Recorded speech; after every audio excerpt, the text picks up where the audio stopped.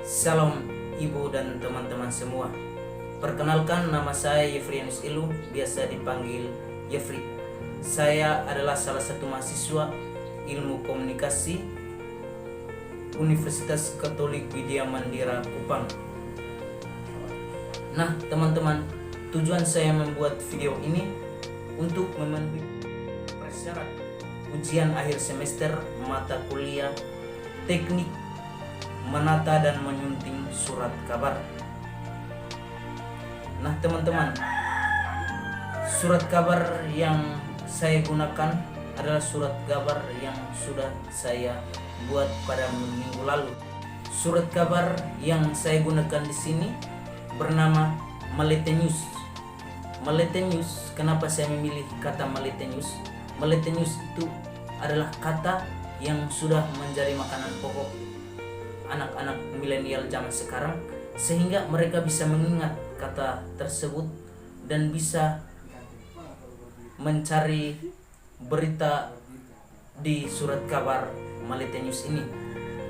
Nah teman-teman, dalam Melete News ini saya menyunting 5 berita utama yang terpampang nyata di bagian depan.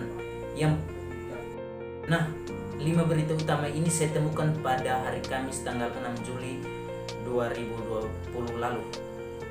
Teman-teman, saya akan melakukan penyuntingan di surat kabar atau 5 berita utama tersebut.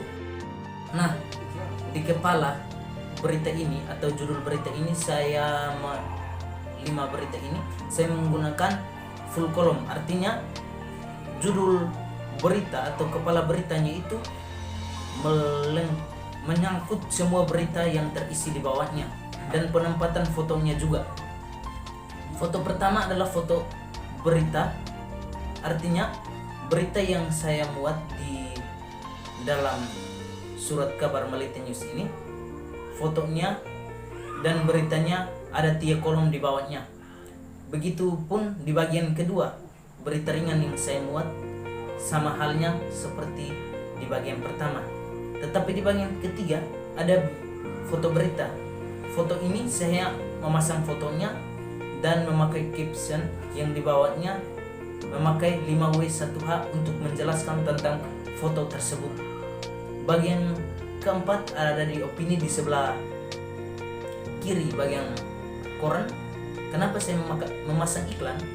Karena anak muda zaman sekarang membaca sesuatu harus melihat gambar-gambar yang unik atau gambar-gambar iklan ada di dalam, sehingga mereka bisa tertarik untuk membaca berita tersebut.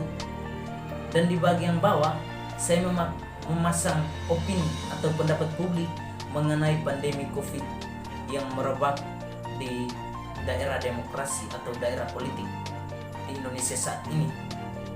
Nah teman-teman, di sini juga saya akan menjelaskan jenis huruf yang saya pakai. Jenis huruf untuk isi berita ini saya memakai Times New Roman ukuran 12, dan di kop atau judul berita saya memakai Times New Roman bold dengan ukuran 14, dan saya memakai jenis huruf hitam putih dan foto-foto dalam berita tersebut.